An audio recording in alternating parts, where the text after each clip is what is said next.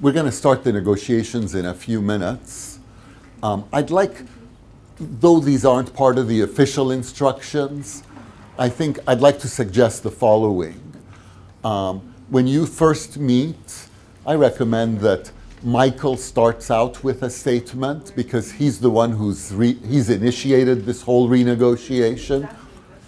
So I recommend that you give Michael a chance to speak for a couple minutes, and then George and Fu can then take a few minutes. So, let's say, 2 or 3 minutes each, and then you can have the discussion. I think you all know all the elements that you need to negotiate, correct? And do you understand Michael in each team will have to go online and fill out the results for your negotiation, and then you all have to do the post-deal poll, okay? One of the things that may happen is that you guys might negotiate and come to a point, and then Michael goes in to put those results that you've all agreed to in the system, and it rejects it. In a situation like that, I'd like you, one, to note what the agreement you guys came to was, separate from online. But then if that happens, you should do a little bit of renegotiation to see if people at that point, at that point it's saying the machine's not accepting it as a successful outcome, which means you can either say we're going to abandon the partnership, or you can try some more. Someone else gives or takes or whatever, so that it's an acceptable outcome. But I want to know about the outcomes that are unacceptable to the system as well. Okay? Is this all clear? Does everyone know whose team they're on? Cool. Why don't we take a half an hour? Well, I think if I'm going to be programming the website, then I need time and money. So I think we need to set a salary for me, which is talking about the money, and then the salary is per month, and that's time. I feel that as far as valuation of the work done so far, that my part has been undervalued. I have not been able to do very much of my work because I am a programmer. I'm waiting to get a more clear idea from the two of you as to what it is that I'm supposed to be programming. And in addition, I also want to have a part in the seed equity. I don't think it's fair that just because I wasn't part from the beginning to not have a part in the seed equity. You two were part because you knew each other. However, I wasn't part of it because I didn't know that this was going on at the time. So I do want a part in the seed equity as well, in addition to the salary increase and to an additional 2% in founders' equity. I'm creating the product here. I think I also agree with the 1% for Warren's share. He was only there in the beginning and now he's gone. I know he's your friend, but he's not part of the process.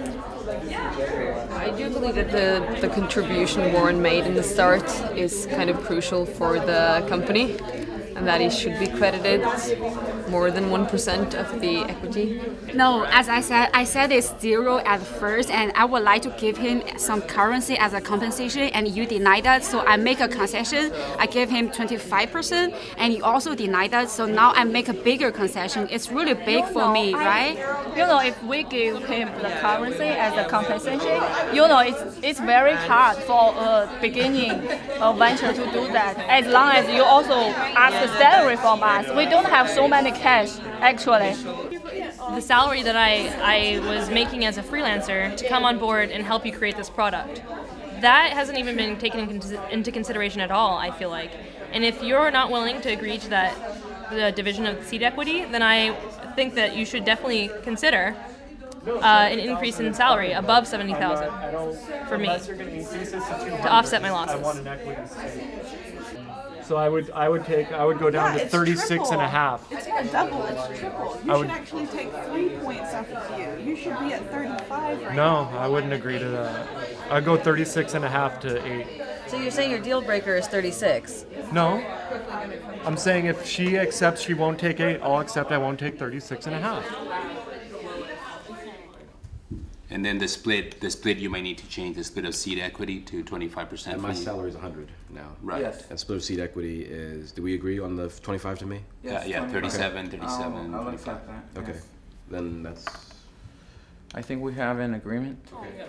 We have 4% for the seed equity, and you get 1. Okay. Okay. I already made concession for you. Okay, thank you. I really appreciate it.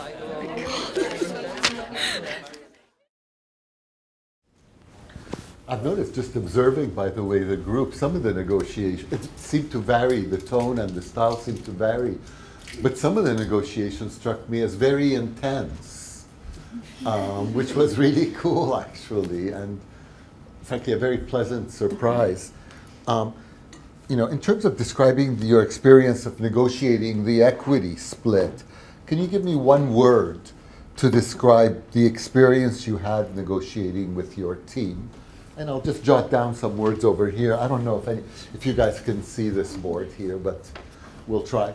If you had to choose one word to describe what the negotiation you had, the tone, the feeling, etc. in it, the experience you had negotiating with your team, how would you describe it? I don't have one word, but Sure. uncertain about other people's logic or reasoning for wanting it to go one way or the other. So just unclear about people's motivations. Got it.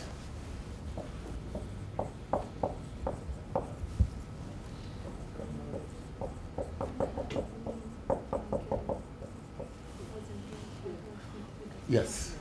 One word, I think I would use the word demanding, because you always had to demand more for your role. Great.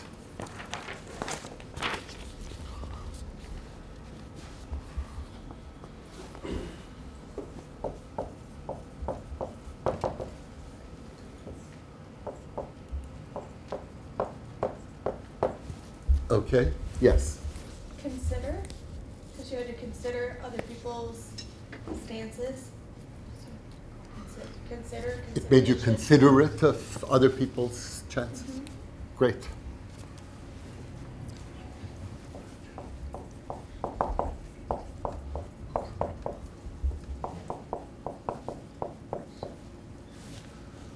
Okay. Yes. Offensive. Great. What do you mean by offensive? Oh, we fight really hard on I now. see. So. Great.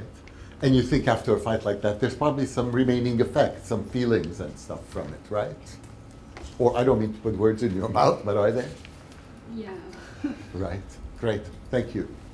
I would say constructive and open, because we were pretty clear on our motives, and we eventually got to an agreement both parts were partially happy with. So Great.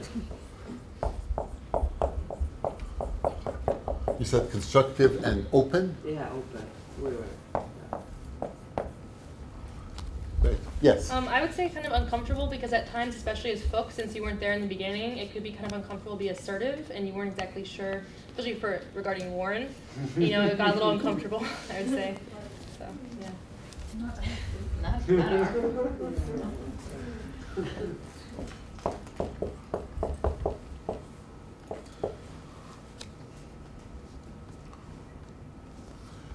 Any other feelings during the thing? Did some of you feel like, hey, this is complex? The experience was really like, hey, this is a damn complex thing to try to figure out. Or a gamble, or precarious, or Sometimes we use threat. I would threat my counterpart that I will break this deal if you don't make any concession. got it.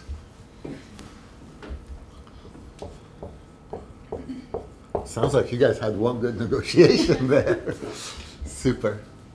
Any other thoughts came up? Yes. for me, this is just my perspective. I don't know how the others feel about it, but I felt like the principles of influence kind of came up for us, where I know at one point I said, sorry, Fook, you're not going to get any of the seed equity. That's just not going to happen. And maybe he felt like, oh, there's something I can't have. So he wanted it. This could be true or not. But so in the end, by giving him, and it wasn't my plan to even give it to him, but by giving him a little bit of that, we were able to get so much in return, I felt. That's fascinating observation. That's really interesting. So you found that was a real sensitive issue for him. Yeah, well, once we agreed to that, everything else just flowed right into place, and we were done. Okay, so I think it took us a while to get to. She was Michael, and I was Gord, whatever his name. And I interpreted his character to be just kind of like, well, I mean, I'm okay with the proposal, you know, like I didn't really felt like I really needed to fight for a whole lot of things, so I was relatively happy, and I ended up coming out winning really, you know, at the end, I was okay. But I noticed exactly what she just said. It was, no, that's out of the question, that's not gonna happen. All of a sudden it was like, it seemed like we were about to negotiate, and that was good. But the minute you said that's out of the question, it was just like, well, now we want this, now we want this. And we actually were able to talk them down to 50K. Yeah. Oh, wow. If they got that 10% in the seed equity. So it was kind of interesting. Yeah. Good job. By the way, it's interesting. Depending on the role you played, you had different views of the negotiation. And I think we'll sort of look at some of those results in a few minutes.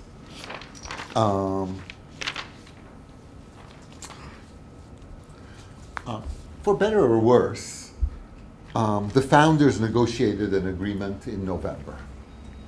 Okay? Since then, Michael has come to realize that he's doing most of the work.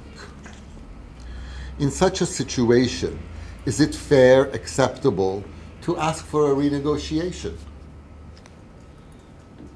So Michael's saying, look, I found it was my idea. I brought you guys together. I've been working my tail off the last few weeks. I brought as an investor, and I've done all this other stuff. You know, is it fair? Is it acceptable for him to ask for a renegotiation? Yes. It might have been colored by my character because I was folk, but I felt that it was not fair because he was not really being considerate of like the startups, any business. You know, when you're beginning, you have a certain amount of work that's going to be done by one person. I mean, it's a 3-person team. And the kind of work that Michael was doing, well, that was the kind of work that he was supposed to do. But folks' work couldn't start until they had more of a premise, so he couldn't be doing anything. And then Georg, you know, also had more of a sales role and stuff, so there really wasn't much that he could be doing. So I think that it was unfair because it was not quite, like the business had not quite been going long enough for everybody to contribute and to be able to evaluate what everybody's contribution was. Got it. Yes. Another problem that I see is the timing issue. I feel like the rest of the team were kind of like in a vacation at the time when he started working, so it didn't allow them to be all in one place and work together towards it and sort of be in the same page all together. So I feel like that's why it wasn't fair, because when things started to progress in that aspect, they weren't all together in one place. George was with his family and paying attention to his wife. So like an example like this, I feel that that was the unfair aspect of it. Got it. Yeah. Great. Yes. I think it's absolutely fair because anytime like you're in an agreement with different people, like you have to put out what you want, otherwise you're never gonna get it. And yeah, he did. Maybe it wasn't supposed to go like this, but when you get money from somebody to do something, it's like you got to go now, or otherwise you're gonna lose their confidence. So like you have to, somebody has to do it, and if he's doing it, then like he has the right to renegotiate. Maybe the other two members, I think they only needed 2/3 of like two of them to agree to it. I mean, you can ask for a negotiation anytime you want. It's not like you're gonna actually get anything. So I think it was alright for him to ask. And further, in terms of supporting Michael's position, from the perspective of the other guys, he's obviously really delivering. Don't you want to encourage him? Do you want to discourage a guy like that who's really going full tilt? Yes. I was just going to say, I think Michael risks it becomes too hard alienating the other two, and they could vote him out. I mean, those two people together, if they thought Michael was being too aggressive, could put their shows together and make him make concessions, because then those two together equal more than half the company. So I think Right. he has to be careful how much he pushes that. That's a really excellent point in negotiating. You can't overplay your hand for a number of reasons. I get a feeling that he was pushing too hard. His approach was not the right one. As we're talking in this course, he wasn't motivate them to work harder. Instead, he was going for a deal or a break-in. Like in the case of the tech guy, I mean, I was playing his role. It's either what I want, or otherwise in some instances, I would have to break the deal, because I was already getting paid much better from the consultancy firm. So I don't think he was motivating them to work harder. Instead, he was kind of creating a bad atmosphere within the three of them. You just made a really, really important point. In this negotiation, Fu is sort of like, he was the last to come in. He seems sort of secondary.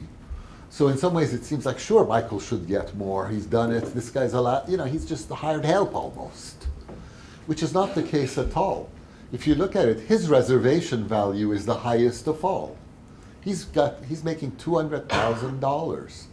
He's giving up $160,000. What are the other guys giving up? Some partying time or some social time? What a joke from that perspective. At the same time, frankly, what struck me was Fook was not giving up his job. He was saying, I'll reduce it down to 40,000. He's going to have the ability to raise, who's going to be monitoring it? He's going to be able to play all kinds of games if they don't really trust him fully. And there is an argument. He was, you know, he was brought in for a technical role. He wasn't part of the founding concept. So it's kind of goes back and forth. What are the limits to renegotiation? I mean, in some ways, there's a feeling that's being expressed, hey, if the situation has really changed, and hey, unless you really take a stand, you're going to get screwed. So hey, if renegotiating is okay sometimes, what are the limits of it?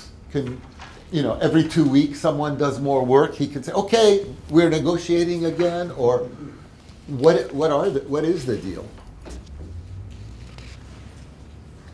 What sort of a framework would you have for like thinking about, hey, this is acceptable, to, you know, under these circumstances you can renegotiate, on these others you can't, or how do you address this problem?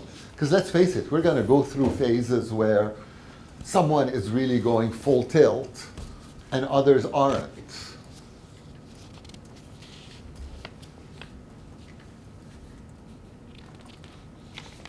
Like, when should renegotiations be allowed?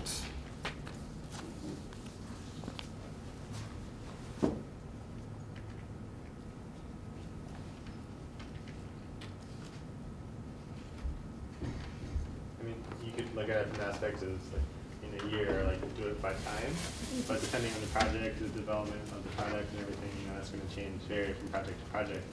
So I don't really have a clear answer, but I mean, I think it would depend on, you know, the evolution of the product, how fast it's going, you know, how soon they start to go to market, and, you know, probably also the role of investors and other outside influences when, you know, when the actual organization is starting to change. You have to take this consideration. So what are the advantages of coming to an early deal? These guys, like right away, they had a couple meetings and they can't, you know, they wrote the one pager. there's presumably some advantages. We've identified some of the disadvantages. The disadvantages are that things change in a few weeks or a month, and people say, hey, wait, I got screwed, or whatever. And then it's a renegotiation, and that sort of raises questions of trust and all that. I think if you don't do that, you're probably going to be in a worse situation as far as in terms of trust. Because if you don't have a baseline to start from in the future, then it's hard to judge where you are in relation to everyone else. So I think that just exacerbates the problems not coming up before. Right. Frankly, it's sort of, there is really no answers. But, you know, I've been in situations where people say, oh, let's not discuss equity till things settle up a little bit. One thing that's cool about settling up equity is you feel like, wow, I'm a 1/3 owner of this company.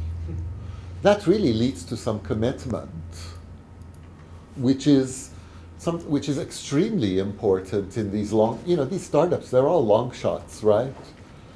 You better have the commitment, or it's not going to happen. In practice, you also. Oh, sorry. Go ahead. No, it's okay. I was just going to say, I feel like after doing this and listening, it just seems like so much of this is based on the necessity to set up expectations and just being really clear about those expectations, but also like being flexible enough to realize that those things might change. And so that was just what I was going to say about like the benefit of having the one pager. It was in a way setting up an expectation and a commitment, but I think it's also important to allow that to be flexible in the future and be able to have those conversations, but maybe in a less aggressive way than how Michael came Got it. to it.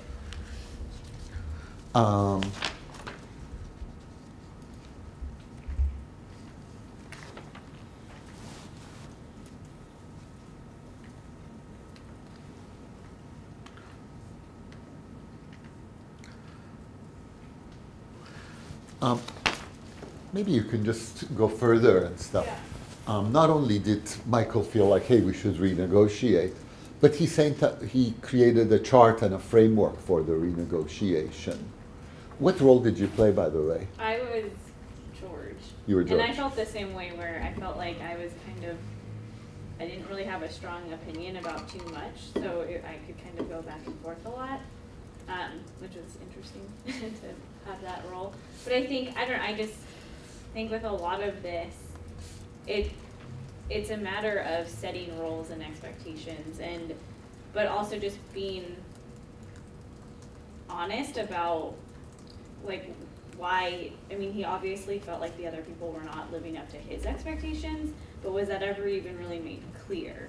And so at that point, like, it is a little unfair to just go straight into a renegotiation without actually having that conversation first about what are roles and expectations. Great. Excellent point. What did you think of the framework he put together?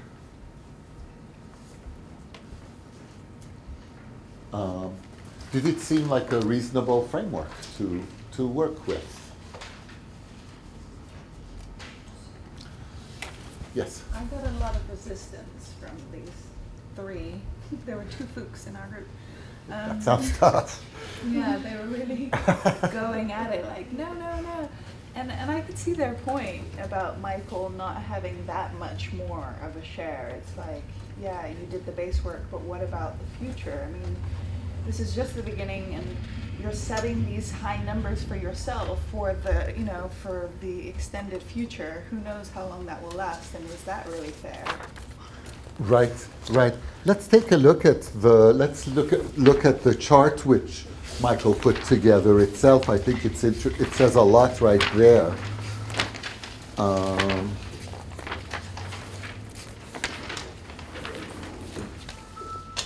The founder's equity. There's phase 1, phase 2, and phase 3. Looking at it now, do you see any ways that Michael, whether intentionally or not, has tilted this field in his own favor? Yes?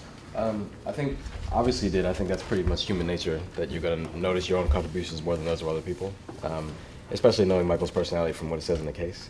I think that if he had been a little smarter about it, and he knew he was making a framework like this, that wasn't just a self-serving, document to say, here's why I should get more equity, then he might have gone to each one and said, can you list out your contributions for me in each phase, or let's all keep documentation of what we contribute, and then put it into a spreadsheet, and then have a more like consensus-based view of the entire picture with which to negotiate from. But yeah, he definitely, was viewing his contributions as higher than that of the others, I think. Yes. Yeah, I totally agree. And he's definitely kind of made it look, in his own favor. Just by, in the case, it said that both him and George were searching for angel investment, and he's only listed that on his contribution, even though George actually had a couple of meetings during the holiday. I see. But he has only Good listed point. that as his contribution, so that's kind of an indicator that he might have listed several things that both him and other people in the company might have worked on, but he feels like he has done the best or most within that task, and that's why he's listed it on himself only. Excellent. Any other ways? Yes. You can also see this in the way he chose to weight each phase. Excellent. Because that's rather arbitrary. Why is phase 1 40% and 2 and 3 are only 30%? Well, phase 1 is also where he did the most work. So he put 60% and gives that a 40% weighting, and all of a sudden he comes out looking like doing so much more. When they could argue that that phase isn't that important. That's just the first step. You're defining stuff, but the actual work is being done in 2 and 3. And then again, why is it only 3 phases? We're still projecting to the future, right? Right. Excellent. Also, any other points that you see, sort of maybe Michael being a little bit too quick on the gun? One thing that I thought was interesting was that Michael decided to basically change the product they were aiming for after he met with this investor. Because it's mentioned that he talked to this investor and he suddenly had all these ideas, and he wanted to basically turn like at least half the site's functions around. And he got sort of all fired up after this. And I think that he maybe should have ended up getting a little too nervous about doing things and doing them right now, because he met with this investor and the other two didn't have that benefit of meeting this person, of talking with them. I think that both of them were also occupied with other things and hadn't been able to sort of consider the full implications of what he wanted and how he wanted to change everything. I think that maybe he should have met with them in person at least once before sort of proposing, let's change this entire thing. That seems to be an emerging consensus in this group, like you mentioned also. Hey, he's just, quickly and boldly changing everything without a lot of sensitivity to what others' perspectives are. But just looking at this chart, by the way, as you noted, it's like 40%, 30%, 30%. Why should it be weighed that way? But also look at the specific contribution list. Some of these contributions, recruiting of team, he put an ad in the paper, period. That's one line. But then poor folk, he does release beta, full product, and continue improvement is one line. That's about 3 man-years of work he's got there. And he's got it equivalent to like a 10-minute job. I think, you can see, this is reflected in there. I would be fearful that even if his intentions were good, that, people have a different perspective. They're going to look at this and find where there's an unfairness built in, etc.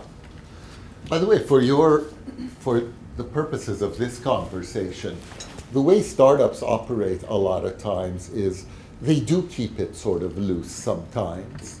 And the event which typically triggers, God, we better come to a final deal, is money. Someone comes forward with, hey, we might want to do an investment, and it changes radically. What's good about that is at that point, okay, maybe that's not a bad time to freeze the picture. But some people are going to be advantaged and some people are going to be horribly disadvantaged at that moment. And also, everyone has the ability to blow the deal Do you really want that? The stakes are high at that point.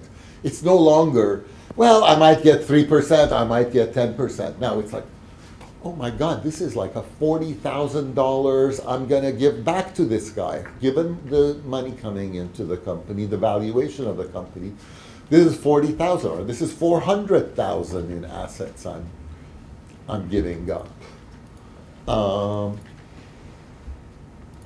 And I think I can't overemphasize the importance. People knowing they have a stake is one of the most powerful ways to motivate them. And in a startup which has no money, it's one of the key tools you have to motivate.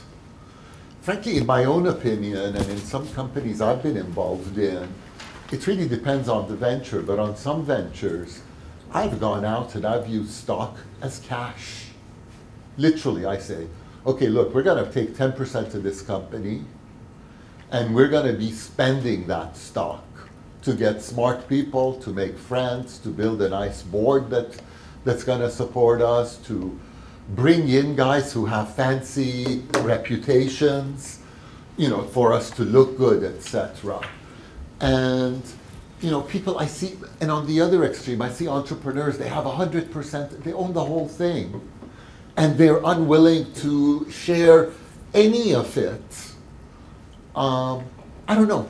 To me, it seems like the more you give, the more you're worth. I don't know. You need to play with it.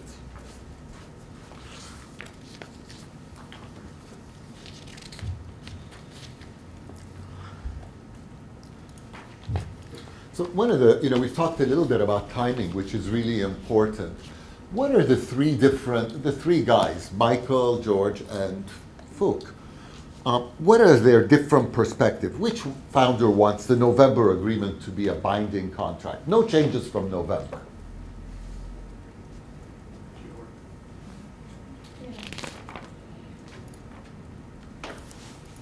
George.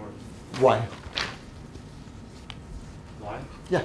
Because I think any sort of negotiation that's where it's Fook and Michael are both going in wanting more, that's gonna have to come at the expense of one way or the other. So that makes some sense. The original deal is pretty good for him. Yeah. I mean, you're saying the original deal was good for him. Yeah, that is good with him. What's Fook's perspective? If he doesn't get more, he's probably not gonna commit. He wants to delay it even further. Because guess what? In 6 months or in 3 months, he's going to be in the middle of the development. He's going to be probably the central guy in the company. Would he rather negotiate at that point? Are they going to let their CTO go at the moment of funding? No way. So his interests are, let's delay it. Let's postpone this discussion. Who wants to negotiate now? Yes, of course. He's by far and away the largest contributor. He's really feeling his oats.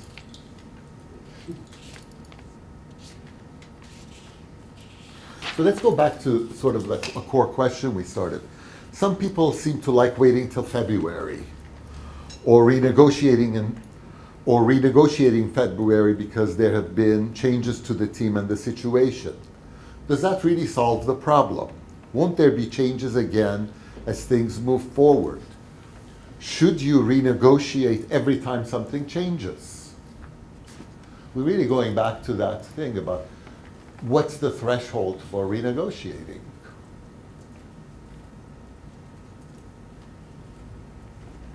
That would just increase tensions if you keep on renegotiating every time things change.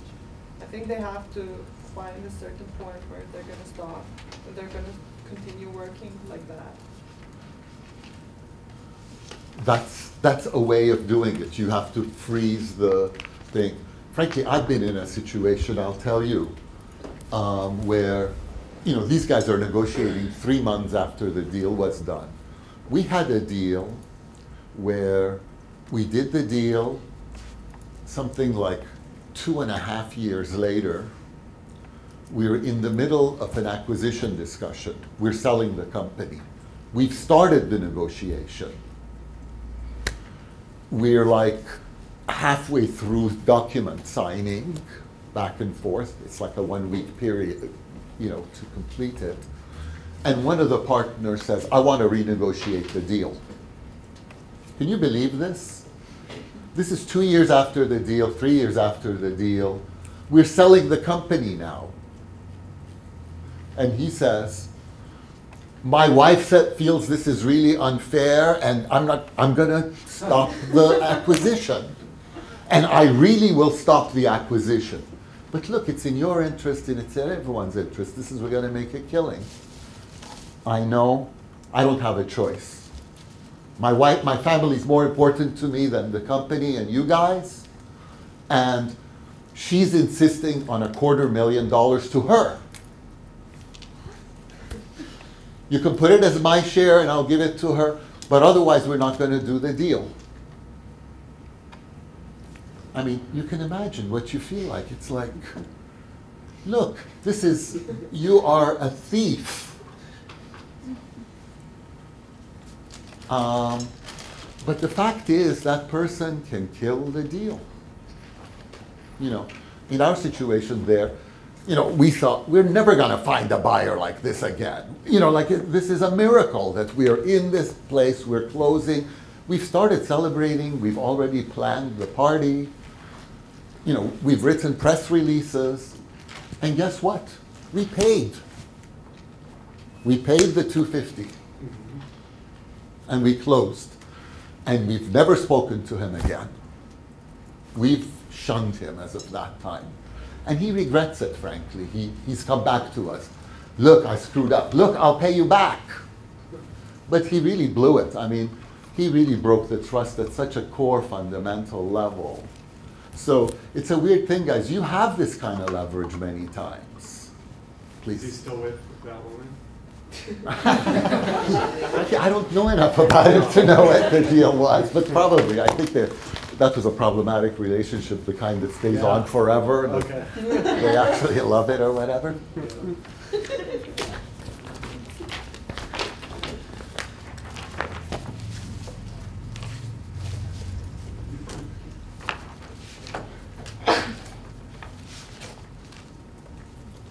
Excuse me.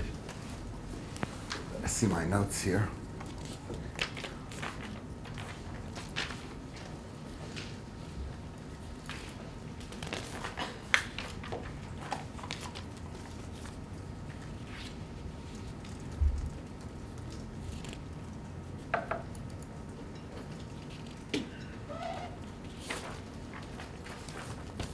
Why don't we take a quick look at the results that we had, actually, the results of this team.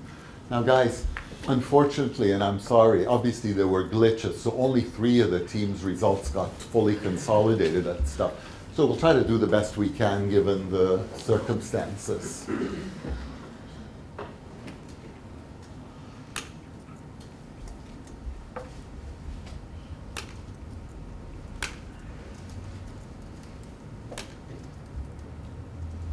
So this is comparing the pre-polls and the post-polls.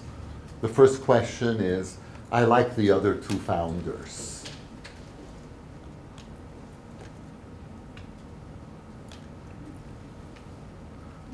Actually, before we go into this, if you're walking into this negotiation and you're any of the partners,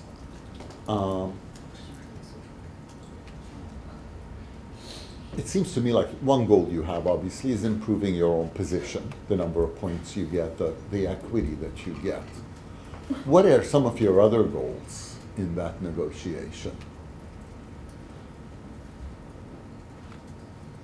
For Georg, they understood the importance of Fook, so they didn't want to give him everything he wanted, but in the same token, they didn't want to push him so far away that he wouldn't want to stay with the organization. So had a balance between what they wanted and being able to keep Fook. Great. Yes? You also want to, as much as you want to improve your own position, you don't want to improve it to such a detriment to the others that they will resent the agreement, because we gotta have that, somebody's gonna resent it, and then the relationship is not going to be as strong moving forward. That's a really, really key point. And I'll tell you, in a lot of negotiation simulations that we do at universities, here at Stanford, elsewhere, it's usually one-off deals where you're negotiating with someone and the key is optimizing how you come out. It's not a relationship which is you're going to have to be working with that person again and again and again into the future, so that you really get a distorted thing. In this negotiation, obviously, if this is a valuable venture, the first and foremost thing is you want to keep it from busting. You want the venture to stay. And the second thing, as you said, is these negotiations they can go either way. I mean, one thing that's going to be figured out is the split of equity in the deal. But another thing that's going to happen is there's going to be some really strong feelings that emerge out of this. These feelings, this negotiation, it could be one that builds more trust, more cooperation within the team, or it can be things that really reduce that trust, that destroy it. And that's probably, that could be fatal to a small startup like this. So it sort of works both ways. Looking at this, the summary, and it's not really a summary, by the way, guys, it's only a very small subset of you, but that's getting represented here. But from Michael's perspective, as a result of the negotiation, he sort of feels more positive. I like the other two founders. Following this negotiation, he likes them a little bit better. George doesn't, and he does also. He likes his partners better. The question is the loss in like here versus the gain here, how does it go? I'd say it's sort of a wash between them in this case. Looking at the second question, I look forward to working closely with the other two founders on the venture, which should sort of reflect similar things. Again, you see George a little bit down. This one also about even a little bit down, and Fook is up. Actually, Fook seems to be feeling pretty good about this negotiation. So it seemed like within this group, it's had the effect of sort of bringing him in more as part of the real team. With a guy like Fook, you really have to worry about him feeling like, look, they think of me as hired help. And a lot of us here are sort of going from the business side. Oftentimes, these technology startups, it's a technical team that's doing it. And then at one point when things are working, they say, look, let's bring in a business guy. So in this case, it's the business guys who are sort of on top of it, and the technical guy is the newcomer who sort of feels a little out of water and like hired help. Oftentimes with us business folks, it can be the reverse, where we're the hired help coming into a group like that. Even if we're the CEO, we're brought in as the CEO. Yes? I was just going to say, I don't know, if I was in this situation, I may have done something a little sneaky maybe, but I would have just, like Michael, I was Michael. I would have negotiated with George beforehand, before bringing Fook on board. Why not? Things were already kind of established. There was a foundation there beforehand, and so it would have been so much easier to just kind of tell Fook what his share was going to be and leave him out of any kind of negotiation at all. But cool. That's a good point. Fair and square.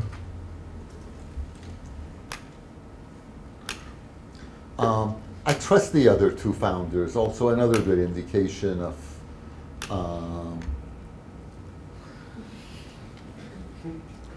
Fook seems to have had a real jump in trust.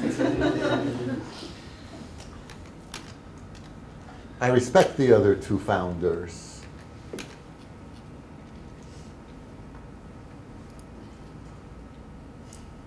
it's kind of the negotiation hasn't affected things that much in terms of the respect that was being shown. I think our team will be able to help the venture reach its full potential. Mixed.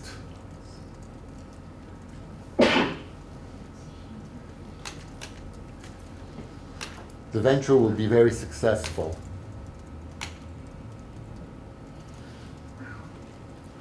There seems to be some confidence. It hasn't, the success of the venture has not been affected by the negotiation. I mean, one of the main points here is you can destroy the trust in the negotiation. So a negotiation like this, you've really got to deal with, carefully. Even though your point is really true too, if you're going to be holding a grudge, what kind of a deal is that? So you need to get what you want, but you got to do it in a really loving way. I know that doesn't sound like business. The template that Michael sent as part of the proposal will be very useful in organizing our discussion.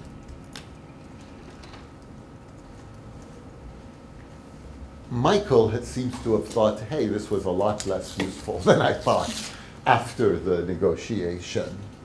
Interestingly, George and Fook, who are basically the targets of the reduction, feel differently.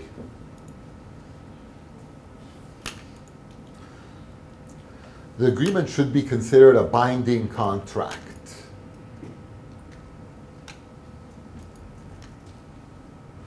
What's interesting, very few, almost no one really thought so before the deal. Now that we have renegotiated, others seem to, the Post is much more firmly on it should be viewed, the agreement should be viewed as a binding contract. And then the agreement should be considered a live working document to be updated as things change.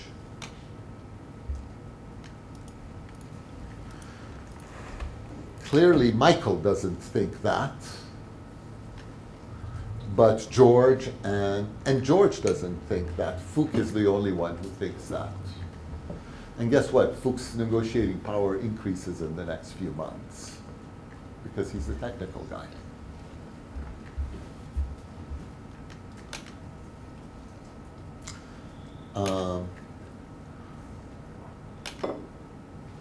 Let's see, this is additional terms.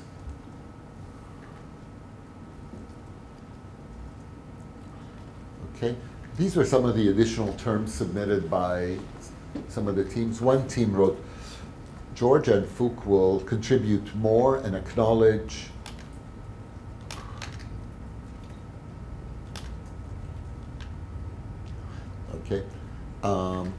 this other note is more work on everyone's part, and this comment is some conflict about Warren and Fook's salary. Founder equity was a major issue. I'm sorry, I'm having difficulty reading these. In terms of, you've had a chance to renegotiate the deal, right? You are renegotiating this deal. Did everyone come to a conclusion, or did some people decide to abandon the partnership? It sounds like everyone came to a conclusion. Did anyone, in your discussions, did you think about the idea of, hey, let's build some flexibility into the deal now?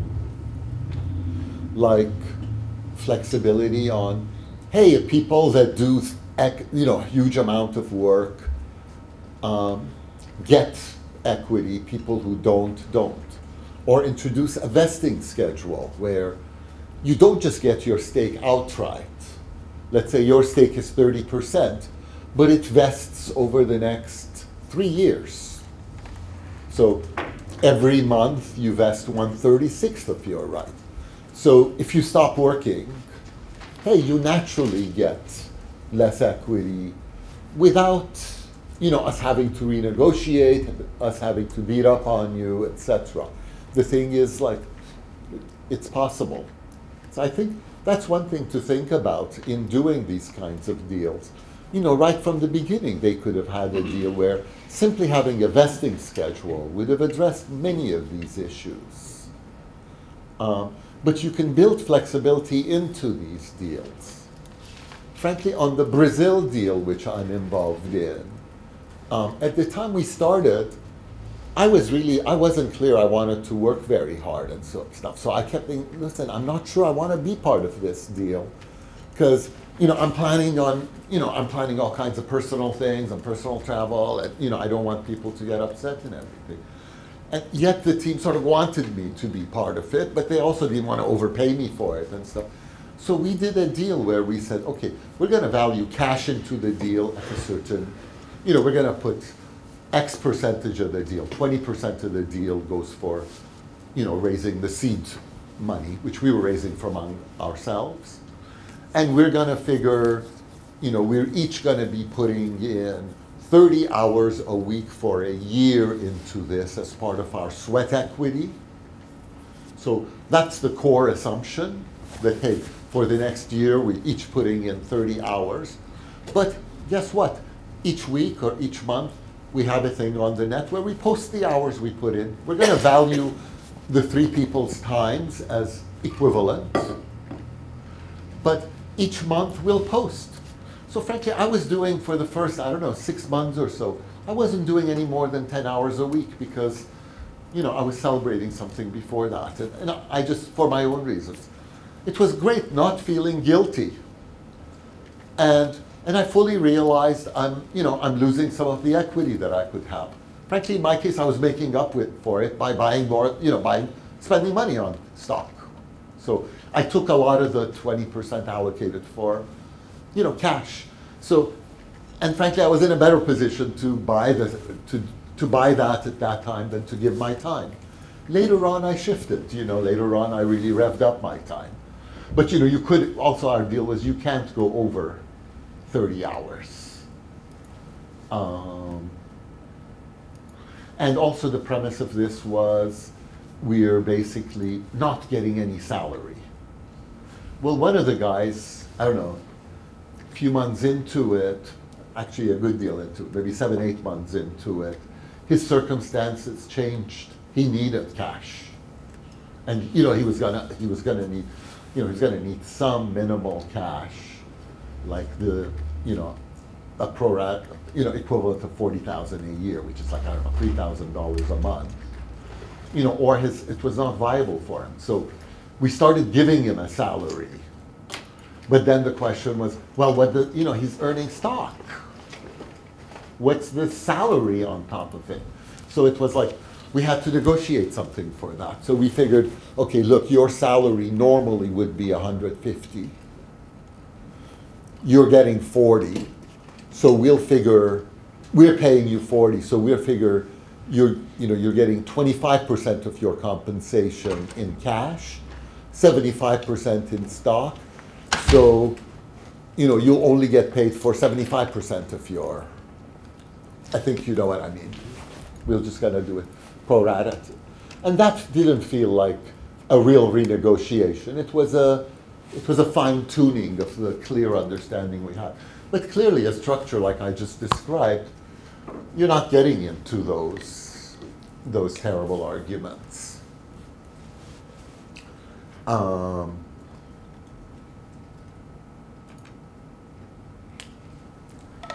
Playing with some of these statistics is interesting.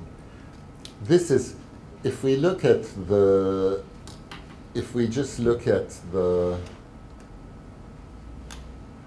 these columns, role, if we switch the role now and we sort these by the person. So we have George, it's all George responses here now, right? I don't know if there's any patterns and stuff, but I like the other 2 founders. George seems to really like the other 2 founders. It's almost all, there's 1 5, 2 6s, and a bunch of 7s. 3 6s and a bunch of 7s. That's surprising. Okay. George. Now, not George, excuse me, Michael. Michael seems to like the other 2 founders. George. Oh, it is George, sorry. George seems to like the other 2 founders. Michael seems clearly less enamored by the other two founders. And Fook does not care that much for the other founders.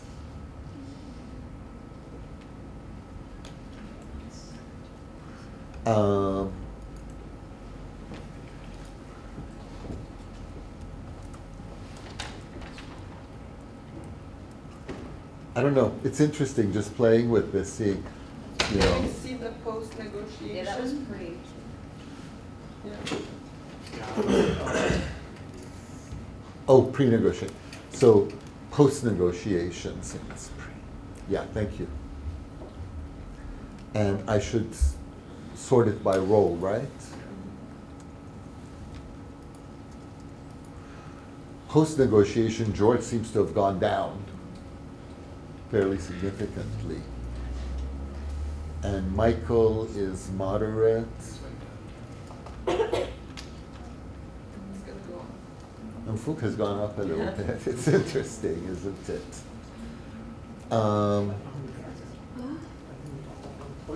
Is there anything else anyone wants to see in the data? One thing we can do here, which is kind of interesting actually, is let's compare some teams for a moment.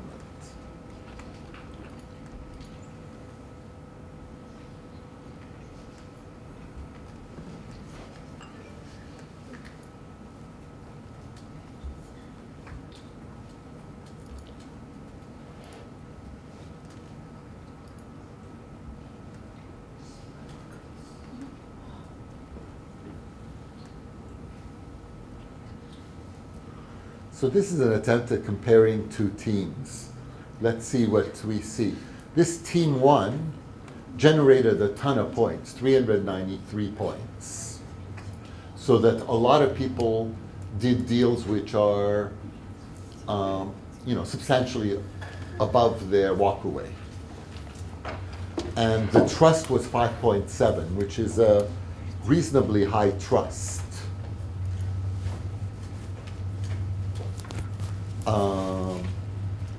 Fook's salary, by the way, stayed at 70,000. And here is the other team. Which team was it? Team 5.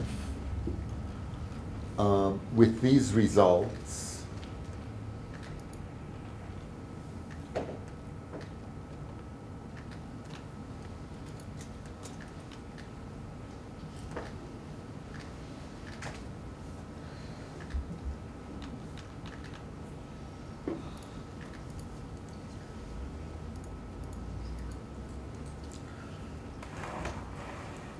Okay, I have a slide which makes this point clearer, actually.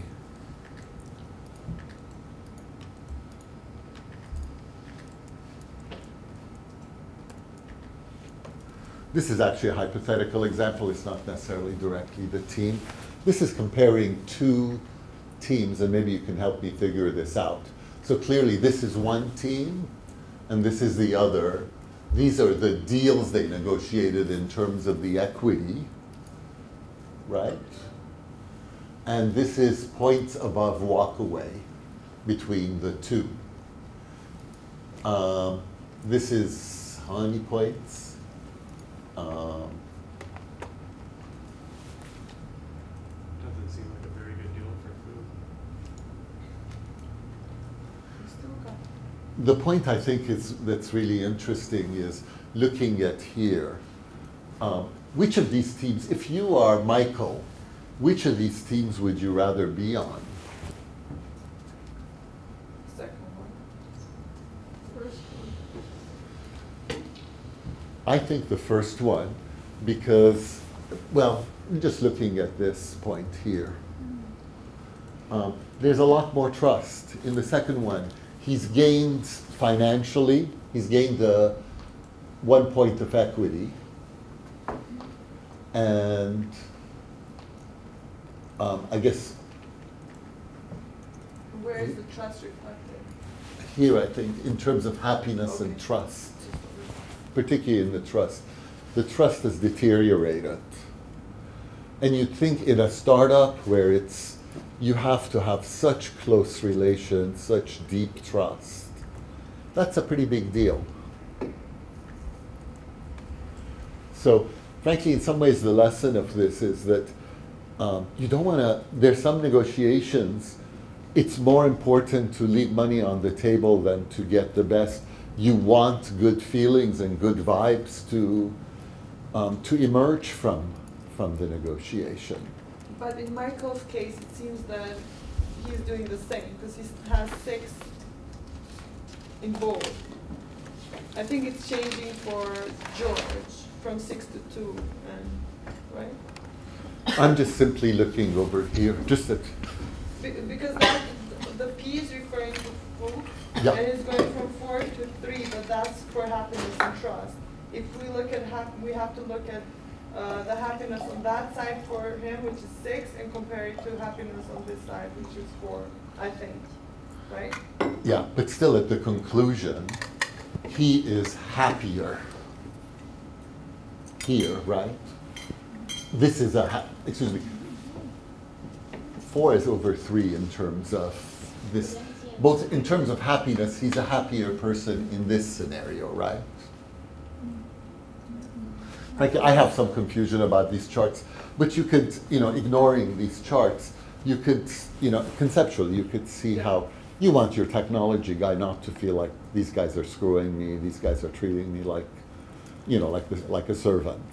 You want them to feel like, hey, he's one of us, we're brothers and stuff. And frankly, these guys, since he's the newcomer, they really have a responsibility to really bring him in tight and close.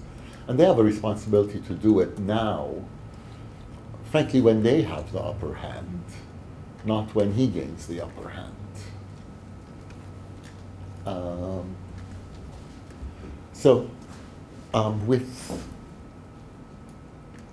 Why don't I give you a sense of, so I think that in terms of our group discussion of the case, that's it. This is based on a real story, actually. Is there interest in the actual outcome of the reality? I have some stuff for you there. In March 2007, the team comes to agreement, pairs of negotiations, as outlined here, with Michael with 45, George with 28, Fook with 25.5, and Warren at 0.5%. Fook decides to invest the 3,333 to get a third of that slice. And Fook's salary is set at 72,000. It increases in the fall. George's family evidently relocates to Boston in March. His wife finds volunteer position. Michael gets a lawyer to formalize the agreements. They set it up. Into the summer, the venture seems to be operating pretty effectively. Michael decides to not go back to school year 2. And he applies for a new visa. He convinces George to apply for a new visa as well, despite some of the family issues. End of July, Michael gets the visa and George doesn't. But, hey, this is chance, it's probability. Michael defers school. George goes to second year. Michael is working part-time. George is busy with school. So, it really shows you circumstances, reality, chance. Immigration lottery helped swing all kinds of things in this deal. Fall 2007. In February, they had adopted vesting for 2 years, retroactive to the prior summer. So they brought in, when he brought in a lawyer, at that point, they did do vesting. In other words, you get it, but you lose it unless you work the required hours and time. There was a consensus within the team that Michael should be the CEO. The equity renegotiation, now it was the second renegotiation, between Michael and George. George gives back 2/3 of the remaining unvested year because the deal was you're going to vest over the year. He didn't vest, obviously. He only gets paid for the front end before, he stopped working. So he gives back 2/3 of the equity. And he gets 1/3 for promising to work part-time during the school year. The site launched in September. Michael and Fook negotiate $10,000 a month salary starting in November. And George returns home after graduation. So George never really is a part of the deal from an operational perspective. And it's really, this is what's interesting about this outcome, is how reality, hi, how's it going? Reality has a way of really scrambling, no matter what your intentions are, etc. Things are going to come up which you never expected. So, any closing thoughts about this case and this negotiation? I was just saying, it's not really surprising that George, that is what happened, because I mean, from the description of his character and his opinions, he didn't really seem all that invested in it in the first place. And I think that's why, I don't know who else did that role, but there were times where I just felt like I'm almost a mediator more than anything. So it was just, it's just not surprising at all. You're right, and to echo your point, actually, when you look at the responsibilities, his responsibilities seem to be the most nebulous and stuff. He had some things and all. So, great. Why don't we take a quick 3-minute bio break, and then we're going to have a really terrific presentation.